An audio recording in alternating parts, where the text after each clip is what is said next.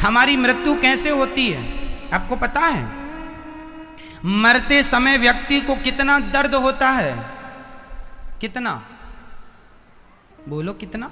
नहीं, आप लोगों को कुछ भी याद नहीं है, हमें याद है। हमें शास्त्र याद दिलाते रहते हैं ना। वैसे आप लोग भी करोड़ों बार मर चुके हैं और फिर मरने की ओर बढ़ रहे हैं, लेकिन आपको कुछ याद नहीं है। हमें याद है जब हम मरेंगे तो कितना दर्द होता है। 1000 बिच्छू, बीछी होती है डंक मारने वाली बिच्छू, 1000 बीछी एक साथ डंक मार दे किसी को तो कितना दर्द होगा। उतना ही दर्द व्यक्ति को मरते समय होता है। ये बात हम नहीं कह रहे हैं, गोस्वामी जी लिख रहे हैं, जन्मत मरत दुसह दुख होई। जन्म लेने के समय और मृत्यु के समय प्रत्येक प्राणी को असहनीय पीड़ा होती है, असहनीय दर्द होता है। हम सब ये जन्म और मृत्यु का दर्द करोड़ों बार भोग चुके हैं, लेकिन इस दर्द को हम छोड़ाना नहीं चाहते। फिर जन्म और मृत्यु के कुचक्र में पड़े हैं, ना जाने कब निकलेंगे पता नहीं। करोड़ों जन्मों से भटक रहे हैं हम लोग। जब यमदूत हमें ले जाते हैं तो बड़ा दर्द होता है। अच्छा, यमदूत किसे पकड़ कर ले जाते हैं? किसको? शरीर तो यहीं रह जाता है मैया, किसे ले जाते हैं? आत्मा को। केवल आत्मा अकेली नहीं जाती, आत्मा के संग एक सूक्ष्म शरीर जाता है। आपका एक शरीर होता है सूक्ष्म शरीर। आपके पास कितने शरीर हैं? 3, स्थूल शरीर, कारण शरीर और सूक्ष्म शरीर। ना भूलें। जब हम सपना देखते हैं तो हम तो बिस्तर पर सोए होते हैं। जो सपना देखता है जो शरीर, उसी शरीर को सूक्ष्म शरीर कहते हैं। तो आत्मा उस शरीर में प्रवेश कर जाती है और स्वप्न देखने वाले शरीर को यमदूत पकड़ कर ले जाते हैं और वहां ले जाकर यमपुरी में पूरा हिसाब किताब होता है कि आपने कितना पुण्य किया, कितना पाप किया, पूरा हिसाब होता है। वहां पर भगवान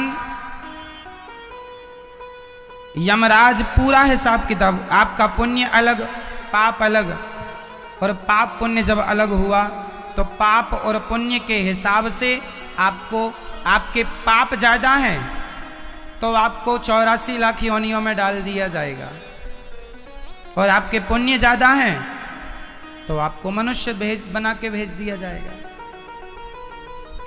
जैसे आपके पाप हैं माना कि 1 किलो, माना कि एक अंदाज, माना कि आपके पुण्य हैं, पुण्य, मैं पुण्य की बात कर रहा हूं, माना कि आपके पुण्य हैं 1 किलो और पाप हैं 100 ग्राम। बहुत ध्यान से सुनो मेरी माँ, पाप पुण्य कितने आपके? माना कि किसी के पुण्य कितने? 1 किलो और पाप हो गए 100 ग्राम। तो भगवान अब क्या बनाएंगे आपको? अब भगवान आपको मनुष्य बनाएंगे। और मनुष्य कैसा? और बड़े घर में पैदा कर देंगे, खूब लग्जरी जिंदगी आप जिएंगे। पुण्य का फल है कि आप बड़े आदमी के घर में हैं, आपको पैदा होते ही गाड़ी घोड़ा मकान सब मिला है, खाने को 56 भोग है। लेकिन जो आपका 100 ग्राम पाप है ना, वो पीछा नहीं छोड़ेगा। आप भले बड़े आदमी के घर में जन्म लिए हैं, पर हो सकता आपकी पत्नी दुष्ट मिल जाए जो आपको बड़ी सताए।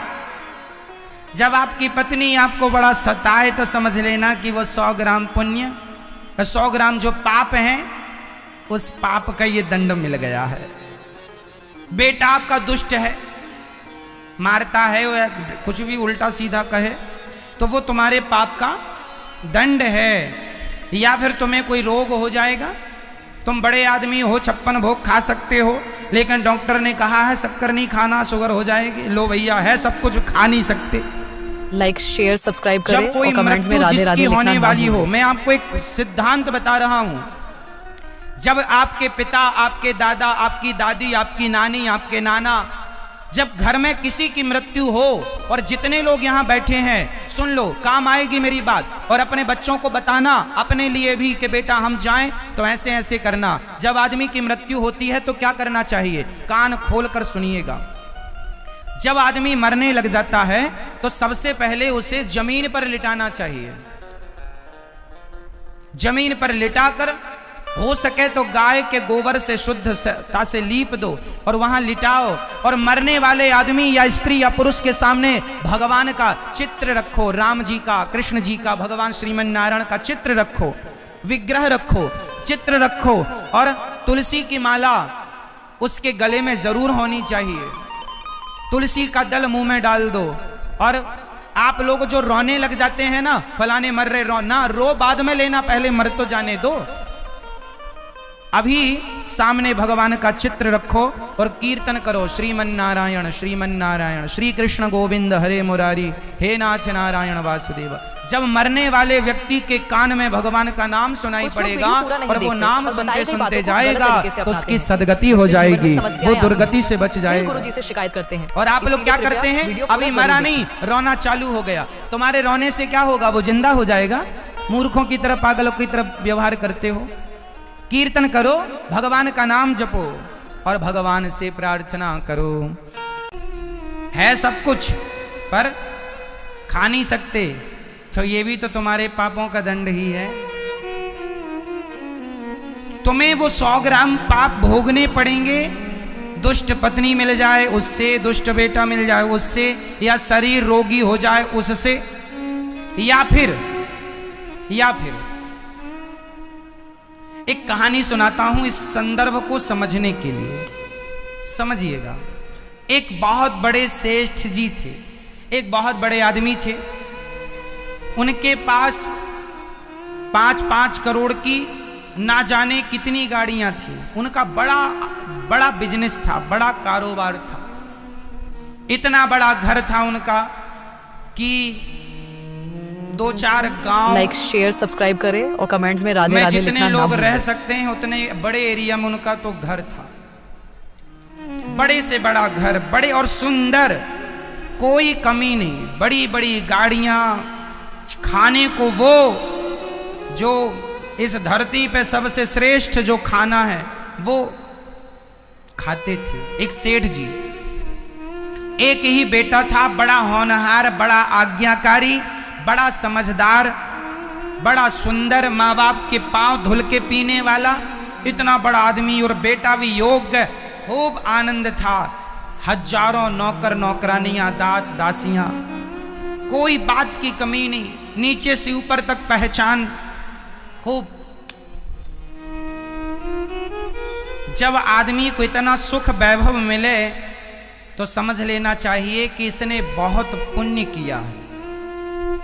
इसने क्या किया है, बहुत पुण्य किया है, और उस पुण्य का परिणाम ये अच्छा खा रहे हैं, कोई टेंशन नहीं, बड़े घर में हर प्रकार की सुख सुविधाओं के साथ जिंदगी जी रहे हैं।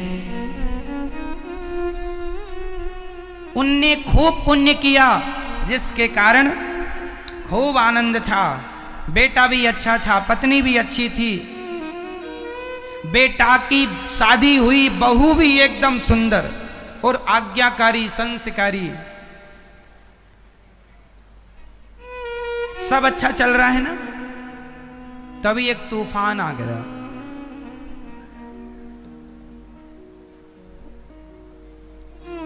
एक तूफान आ गया। क्या ना जाने क्या हुआ बेटे को, और बेटे की मृत्यु हो गई।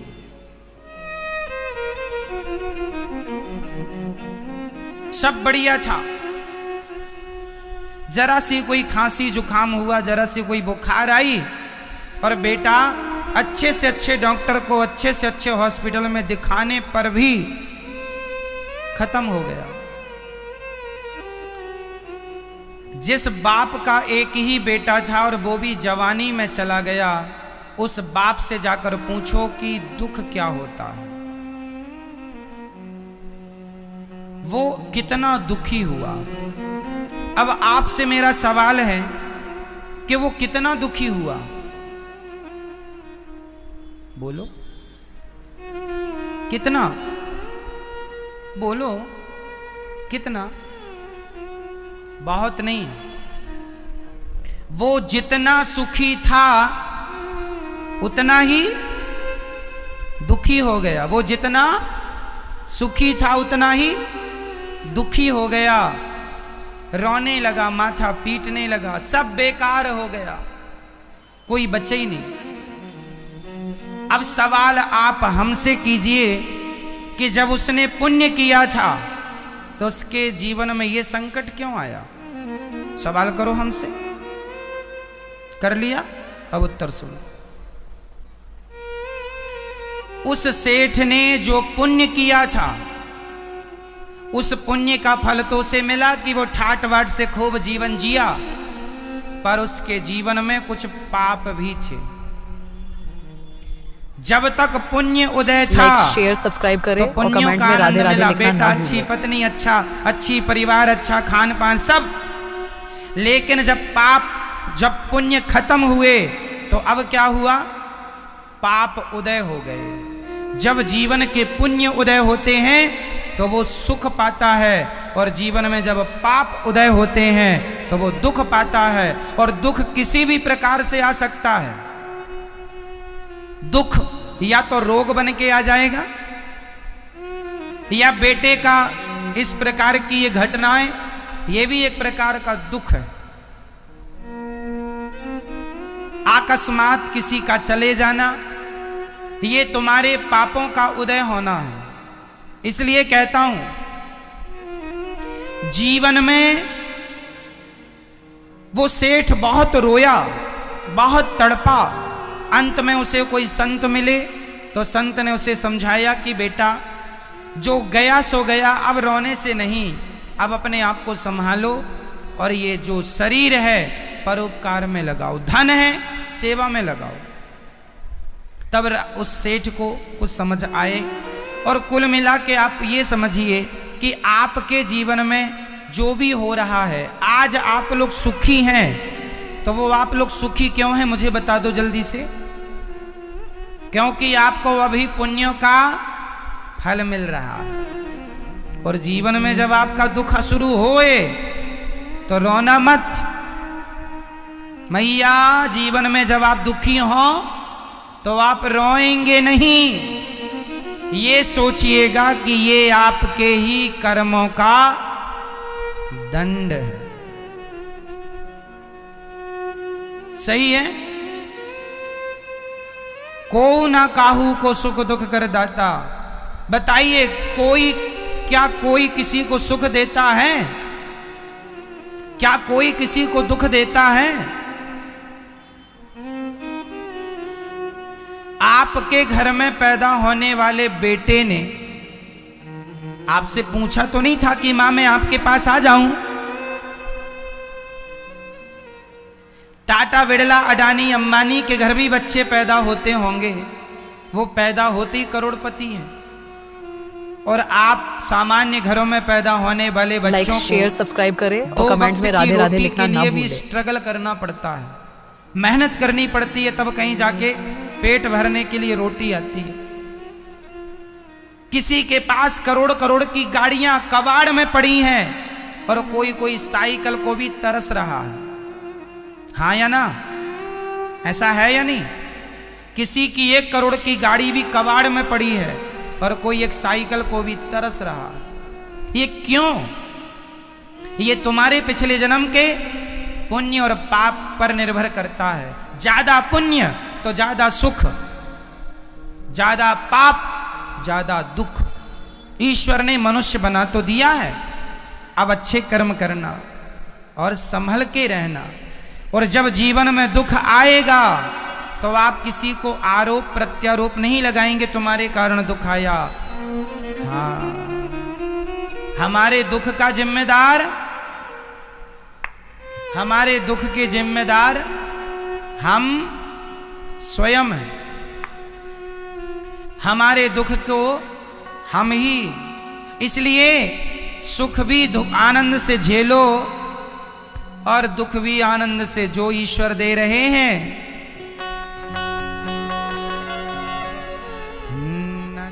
हमने जो किया था वो हमें मिला है, बुरे का बुरा मिला और अच्छे का।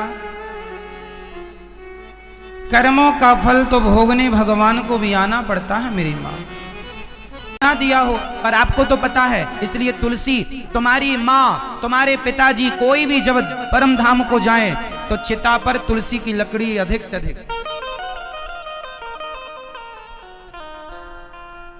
मरना कहाँ, मरना भला है दूर का।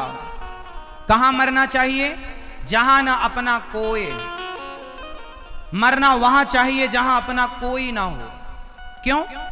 अरे अपने होंगे तो कहेंगे हमें पहचानो, हमें पहचानो, और अपना कोई ना होगा तो आप भगवान के आश्रित रहेंगे। भगवान का चिंतन करते करते आपके प्राण निकलेंगे, और जब भगवान के चिंतन में प्राण निकलेंगे तो भगवत धाम प्राप्त होगा। और इनका, और ये अच्छा ये बताओ कि आपके मरने पर किसे फर्क पड़ेगा? जब आप मर जाएंगे तो किसका क्या बिगड़ेगा? मुझे कमेंट्स में राधे राधे लिखना ना भूले। किसे फर्क पड़ेगा? जो लोग कहते हैं ना हमारे बाद क्या होगा, साहब बढ़िया होगा, तुम तो जाओ। कुछ ना रुका किसी का कुछ ना रुकेगा। हमारे पहले भी ये संसार था, हमारे बाद भी ये संसार जस का तस रहेगा। कितने आए हम जैसे और कितने चले गए, क्या बिगड़ा बताओ? इसलिए ये अभिमान ना रखो कि हमारे बाद क्या होगा, सब बढ़िया होगा। इसलिए आप तो भगवान का चिंतन करो, भगवान की शरण में रहो, और घर में तो मरना ही मत। घर वाले, अच्छा जो आदमी घर पे मर जाता है ना, मैं आपको बिल्कुल सही बात बता रहा हूं। आपके हैदराबाद में ऐसा होता है क्या? जब आदमी कोई मर जाता है ना, शाम को जब कोई मरता है तो रात भर उसे रखते हैं, ऐसा यहां होता है। फिर रात भर जब रखते हैं ना तो शाम को पड़ोसन पड़ोसी चाय ले लेके आते हैं। ऐसा होता है यहां पर, होता ना? लो वहां आदमी मरा पड़ा है, सास मरी पड़ी हो, बहू चाय पी रही है, अदरक कम है।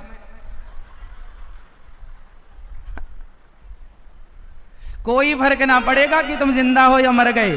तुम जिस दिन मरोगे उस दिन भी लोग गर्मा गर्म चाय पिएंगे, और चाय पी पी के रोएंगे और बेहोश भी होंगे। ये नाटक नहीं तो क्या है? जिसे तुम असली जिंदगी कह रहे थे वो नाटक है। तुम नाटक नौटंकी को असली मान बैठे, हम क्या करें? ये संसार का प्यार करना, ये मेरा ये सब नाटक है, कोई किसी का नहीं है साहब। अपने यहां हृदय में हाथ रख के कोई बताए कि मेरा ये है, कोई किसी का नहीं है। ये दुनिया जितनी है ना सब स्वार्थी है साहब। स्वार्थ लाग करें सब प्रीति, सुर नर मुनि जन की यह रीति। आपके दिन अच्छे हैं, 4 पैसे हैं तो 4 लोग खड़े हैं, समय अच्छा ना हो, 2 पैसे ना हो ना तो अपने भी छोड़कर चले जाते हैं। इसलिए ये सब बातें कहने में अच्छी लगती हैं, ये मेरा वो मेरा, कोई नहीं है। इसलिए इस चक्कर में ना रहो, इस भूल में ना मरो, ना रहो कि ये मेरा, कोई नहीं। आप कहते हो ये घर मेरा, ये जमीन मेरी। चलो बताओ, जिस घर में आप रहते हैं उस घर में वो जमीन जो आपके नाम पर रजिस्टर्ड है, वो जमीन आज से आपके पहले किसकी थी? किसी और की नाम पर थी, उसके नाम की रजिस्ट्री थी, उसके पहले किसी और, उसके पहले किसी और। जरा बताओ कि जिस घर पर आप रहते हो, जमीन पर, वो जमीन आपके पहले किसी के पास थी, उसके पहले किसी के पास, उसके पहले, सबसे पहले वो जमीन किसकी थी? बोलो, सबसे पहले वो जमीन किसकी थी? जिस जमीन को आप कहते हैं ये जमीन मेरी है, ये प्रॉपर्टी मेरी है, ये जायदाद मेरी है, बताओ सबसे पहले वो किसकी थी? सबसे पहले वो किसके नाम पर थी? भगवान की थी। बाद में क्या हुआ?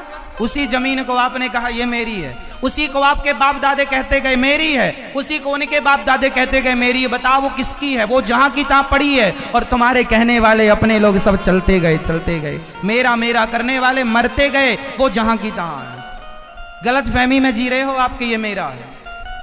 मेरा क्या है? मेरे तो गिरधर गोपाल दूसरो न कोई, गोविंद मेरो है। इसलिए कहता हूं एक भगवान से नाता जोड़ना स्टार्ट कीजिए। संसार में रहना बुरा नहीं है साहब, मैं ये नहीं कहता संसार में मत रहो, ना रहो, पत्नी पति बेटा बेटी सबके पास खूब पैसा कमाओ, बिजनेस करो, व्यापार करो, सब कुछ करो, पर सब कुछ करते हुए ये भाव बना के रखो कि ये कुछ भी मेरा नहीं है, ये सब कुछ भगवान का है। इस भाव से रहो। नाथ सकल संपदा तुम्हारी, मैं समेत सेवक सुत नारी। हे प्रभु ये सब आपका। तो मेरी माँ, एक दादी बोली, महाराज मैं मर जाऊंगी तो मेरा पोता कैसे खाएगा, मेरे हाथ से ही खाता है। तो बोलो दादी नहीं खवाएगी तो ये भूखा रहेगा। मेरी माँ, इसलिए कहता हूं कि मरने के समय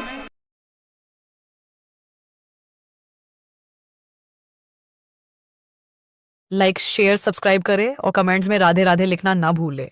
लाइक शेयर सब्सक्राइब करें और कमेंट्स में राधे राधे लिखना ना भूले।